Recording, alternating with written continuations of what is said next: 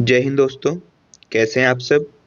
आज की वीडियो में हम बात करने वाले हैं एसएससी सीजीएल मेंस 18 जनवरी के रिव्यू के बारे में कि 18 तारीख का पेपर कैसा रहा।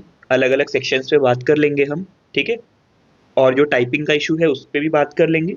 और इन सब चीज़ों को ध्यान में रखते हुए 20 तारीख वालों को किन किन चीज़ों का ध्यान देना चाहिए उसके बारे में भी ये वीडियो होने वाली है, तो आप वीडियो को बहुत ध्यान से देखना, ठीक है।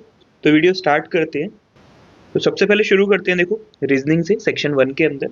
तो रीजनिंग जो लोग बता रहे हैं वो रीजनिंग एकदम इजी नॉर्मल आई हुई थी, बहुत कुछ अलग नहीं पूछा गया था, यानी वन गो में रीजनिंग होने वाली थी।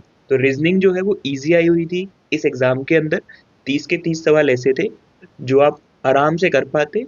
हाँ, एक आधा क्वेश्चन शायद ऐसा होता है जो उस टाइम पे ब्रेक ना होता, मान लो सीरीज वगैरह के अंदर जो लॉजिक बता रहे हैं, तो वो एक क्वेश्चन हो सकता था जो ना हुआ हो। अदरवाइज 30 के 30 सवाल डुएबल थे, यानी रीजनिंग जो थी वो इजियर साइड पे थी।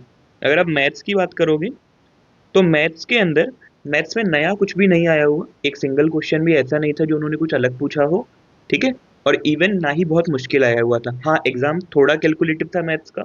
तो मैथ्स के लिए क्या करेंगे जो 20 तारीख वाले हैं, उन्हें क्या ध्यान रखना है कि जो क्वेश्चन भी आपको देखते ही लग रहा है वो कैलकुलेटिव है, उसकी तरफ मत जाना।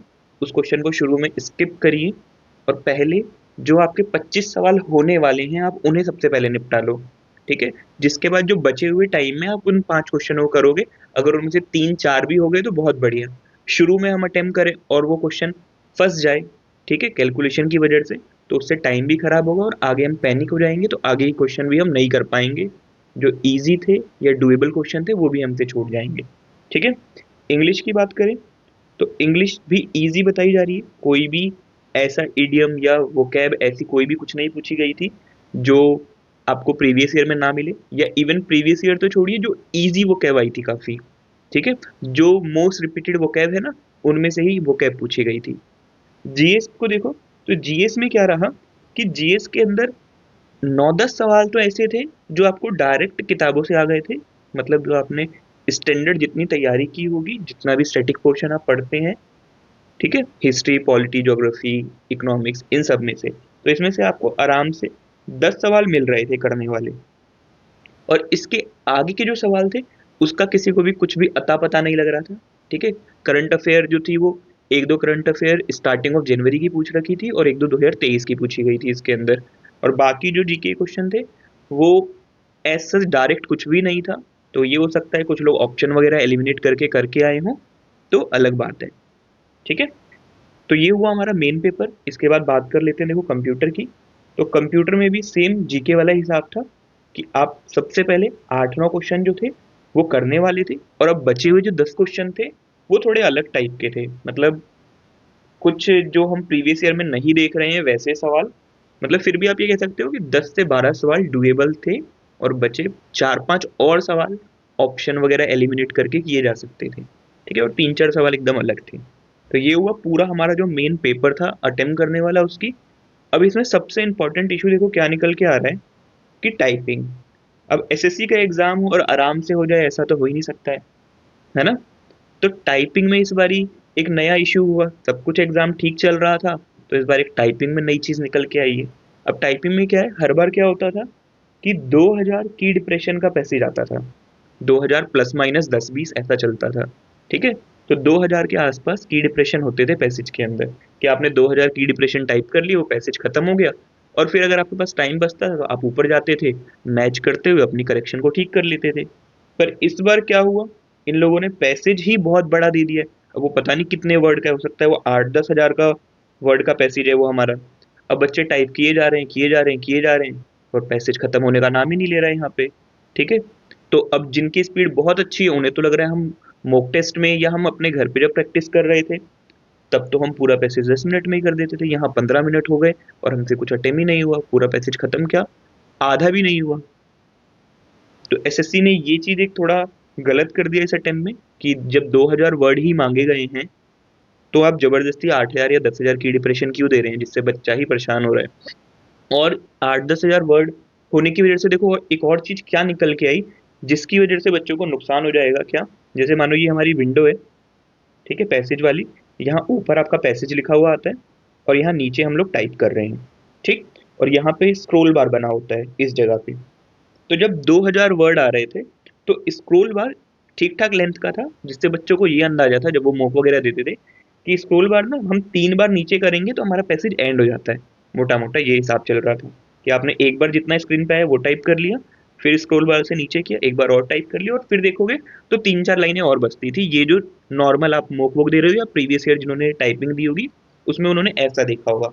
अब इस बार क्या है, विंडो इतनी ही बड़ी है, ठीक है, सेम इतनी ही बड़ी विंडो है, पर इसके अंदर वर्ड है 10,000।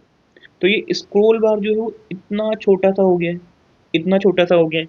अब इतना छोटा होने की वजह से आप जैसे इसे क्लिक करते हो ये बहुत ज़्यादा सेंसिटिव है, तो आप हल्का सा ड्रैग करोगे ये बहुत नीचे भाग जाता है।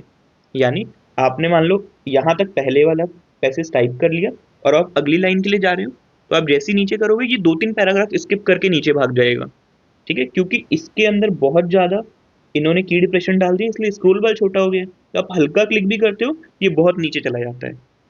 तो इस वजह से हो सकता है कुछ बच्चों को इसका नुकसान हो, उनकी लाइन छूट जाए इस हड़बड़ी में, या फिर वो ज़्यादा नीचे हो गया, अब ऊपर जा रहे हैं हमारी वो लाइन ही मैच नहीं कर रही, हम कहाँ तक लिख चुके थे।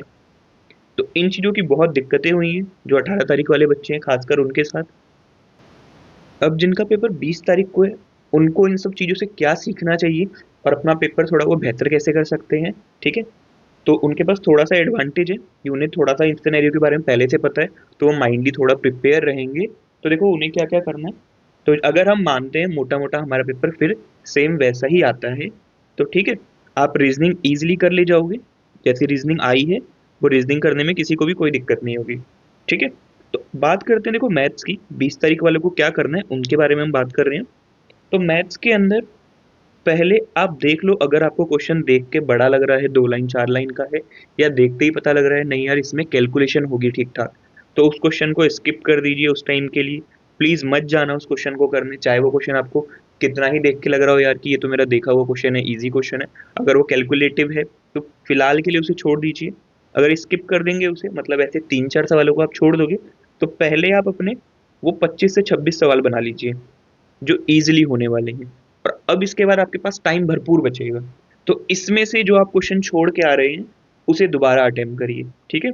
रीजनिंग में भी देखना, अगर कोई मान लो सीरीज का क्वेश्चन है या कोडिंग डिकोडिंग है, अगर उस टाइम के लिए ब्रेक नहीं कर पा रहे हो आप, तो उस टाइम के लिए छोड़ दीजिए, एक अटेम्प्ट 2 अटेम्प्ट देने के बाद। और जब आपके पास टाइम बचेगा, एग्जाम ऐसा बहुत मुश्किल नहीं है, तो आप उन क्वेश्चन को जाके दोबारा कर लीजिए, ठीक। इंग्लिश मान लेते हैं सेम ही आई, तो इंग्लिश ईजी है, इंग्लिश में किसी को भी कोई दिक्कत नहीं होगी। वो कैब जो आप पढ़ रहे हैं, जो आप मॉक टेस्ट में देख रहे हैं, मोटी मोटी वो कैब वहीं से ही आई हुई है, ठीक है।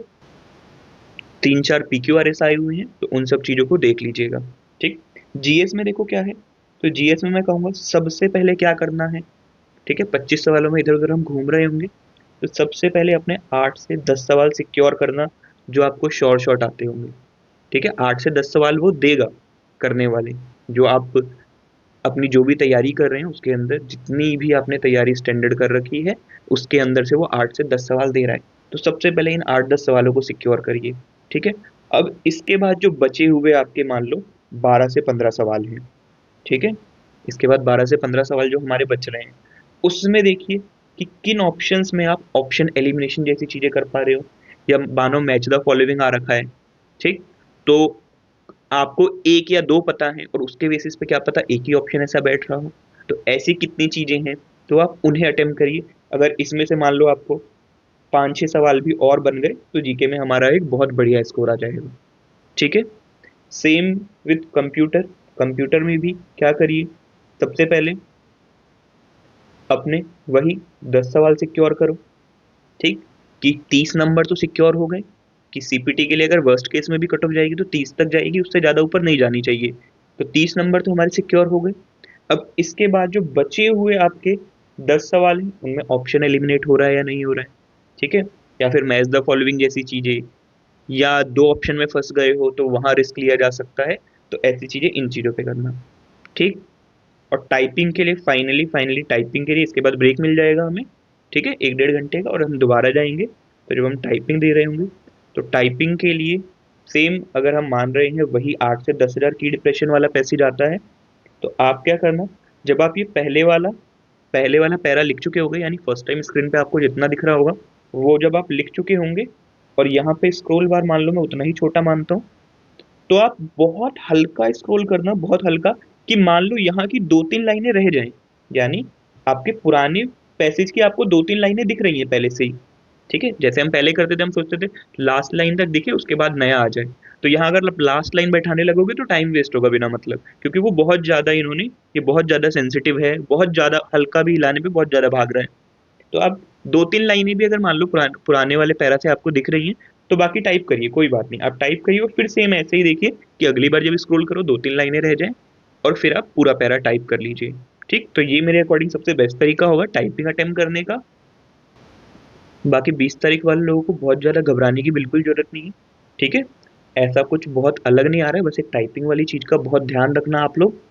और बाकी वीडियो को यहीं ख़त्म करते हैं। उम्मीद है आपको वीडियो अच्छी लगी होगी, ठीक है। तो चैनल से जुड़े रहिएगा। Thank you.